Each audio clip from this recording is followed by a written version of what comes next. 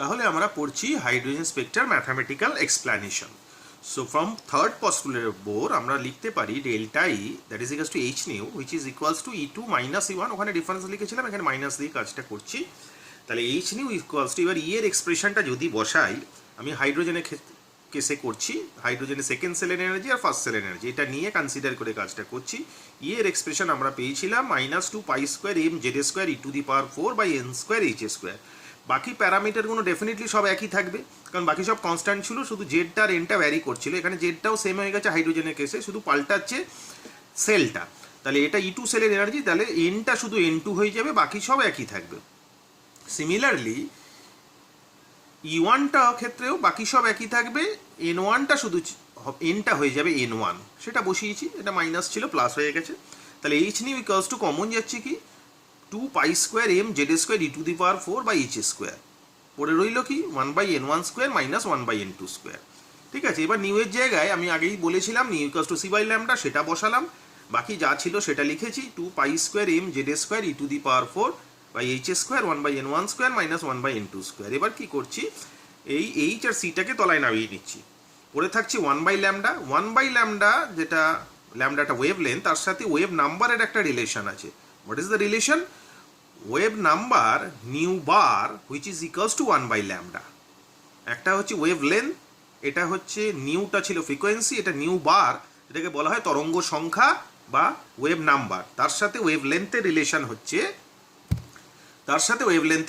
হচ্ছে nu bar equals to 1 by lambda. তাহলে 1 by lambda which is equals to nu bar equals to 2 pi square M Z square e⁴ by C H cube 1 by N1 square minus 1 by N2 square. এখন দেখা যাচ্ছে এই 2 pi M E C H এগুলো সবই constant, তাহলে এই টার্মটাকে এইভাবে segregate করে নিয়ে টোটালটাই একটা কনস্ট্যান্ট টার্ম হয়ে যাচ্ছে, শুধু আলাদা থাকছে জেডটা 1 by N1 square minus 1 by N2 square. তাহলে আলটিমেটলি দাঁড়ালো এই যে সেগ্রিগেটেড টার্মটা, এইটা যে সায়েন্টিস্ট কাজ করেছিলেন তার নাম অনুসারে এটা এই কনস্ট্যান্টটাকে ধরা হয় আর, বা হাইড্রোজেনের যেহেতু কেসে আমরা ডিসকাস করছি তা আর এইচ ধরা হয়, which is known as Rydberg constant. R for Rydberg, hydrogen H for hydrogen, যার ভ্যালুটা মোটামুটিভাবে না দেওয়া থাকলে ধরে নিতে হবে 109676 সেন্টিমিটার ইনভার্স। ঠিক আছে, তাহলে এক্সপ্রেশন দাঁড়ালো কি nu bar that is equals to 1 by lambda which is equals to R H to 1 by N1 square minus 1 by N2 square into Z square. This is the formula of hydrogen spectra from which we can calculate frequency, wavelength, wave number, সেগুলো বার করতে পারি। যাই হোক, আগে যে সিরিজগুলো আমরা পেয়েছিলাম উপরের ছবিতে, লাইম্যান, বামার, প্যাশন, এগুলোকে এই দিয়ে এক্সপ্লেন করা যায়, ডেফিনেটলি যায়, সেটা আগে একটু দেখে নিই।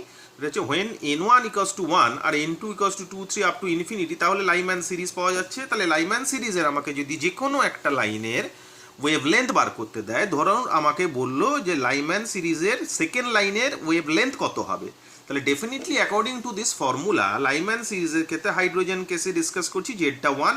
এখন সেকেন্ড লাইনে তাহলে ছবিটা আমাকে কিন্তু মাথায় রাখতে হবে, লাইম্যান সিরিজের সেকেন্ড লাইনে N1টা হচ্ছে 1 আর N2টা হচ্ছে 3। তাহলে এখানে যে ফর্মুলাটা আছে সেখানে N1 এর জায়গায় 1 বসাতে হবে আর N2 জায়গায় 3 বসাতে হবে। বাকি তো জেডটা আমি 1 জানি, রিডবার্গের ভ্যালু কনস্ট্যান্ট সেটা আমি জানি, সেটা বসিয়ে দিলে we can easily calculate the value of lambda or we can calculate easily the value of wave number or frequency, যেটা আমরা চাইবো সেটা বার করতে পারি। সিমিলারলি মামারের কেসেও N1 equals to 2, N2 equals to 3, 4 dot dot infinity মামার series, N1 equals to 3, N2 equals to 4, 5 dot dot infinity Paschen series, N1 equals to 4, N2 equals to 4, মানে 5, 6, 7 up to infinity bracket series, N1 equals to 5, N2 equals to 6, 7 up to infinity font series.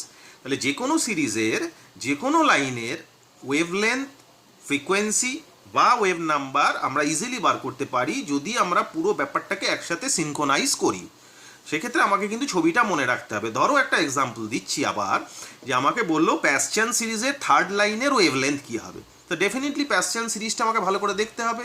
সেখানে third line 1, 2, 3, এই third line হচ্ছে এটা, এই third যে লাইনটা আছে এটা আসছে কোথা থেকে, ডেফিনেটলি এটা N1টা হবে 3 আর N2টা হবে, কোথায় আসছে থার্ড লাইনটা কোথা থেকে আসছে, ডেফিনেটলি 6 থেকে আসছে, তাহলে N2টা হবে 6, কারণ N1টা 4 থেকে আসছে, N2টা 5 থেকে আসছে, তাহলে N3 মানে থার্ড লাইন যেটা সেটা কত থেকে আসছে? 6 থেকে আসছে। তাহলে এই ফর্মুলাটায় N1 এর জায়গায় আমি প্যাশ্চান সিরিজে কনস্ট্যান্ট N1টা যেটা 3 বসবে, আর N2টা যেটা আমরা দেখলাম 6 বসাবো, বসিয়ে দিলে হাইড্রোজেনের কেসে জেডটা 1 সেটা বসিয়ে দিয়ে বার করা যাবে। এখন প্রশ্ন হচ্ছে যে বোরস থিওরি যে অ্যাপ্লিকেবল, এটা যদি অন্য কোনো স্পিসিসের ক্ষেত্রে দেয়, যদি আমাকে বলে যে হিলিয়াম প্লাসের ব্রাকেট সিরিজের থার্ড লাইনের ওয়েভলেন্থ বার করো, সেটা কি বার করা যাবে? ডেফিনেটলি যাবে। পাল্টাবে কি, থার্ড ব্রাকেট সিরিজের থার্ড লাইন মানে হচ্ছে এখানে ব্রাকেট সিরিজে 1 2 মানে N1টা তো ফিক্সড, দ্যাট ইজ N2 হবে, আর থার্ড লাইনে সেটা আসছে 5 থেকে, তার মানে N2টা আমরা বসাবো 5। এবার যেহেতু হিলিয়াম বলে দিয়েছে, ডেফিনেটলি অ্যাটমিক নাম্বারটা যেটা আমি হাইড্রোজেনে কেসে 1 বসাচ্ছিলাম সেটা আর বসানো যাবে না, সেটা 2 বসাতে হবে। বসিয়ে দিলে we can calculate wave number or wavelength or frequency in this way. So this is the concept of hydrogen spectra from which we can calculate wavelength, wave number, frequency by considering the total fact. আশা করছি hydrogen Spectra প্রত্যেকের পরিষ্কার বোঝা গেছে। যেটা বললাম যে hydrogen স্পেকট্রার picture, hydrogen স্পেকট্রার ম্যাথামেটিক্যাল অ্যাসপেক্ট, এই দুটোকে একসাথে সিনক্রোনাইজ করাতে পারলে তাহলে কিন্তু ইউ ক্যান ইজিলি ক্যালকুলেট বা you can easily solve any type of problem given from hydrogen spectra. ঠিক আছে, বোঝা গেছে? ওকে,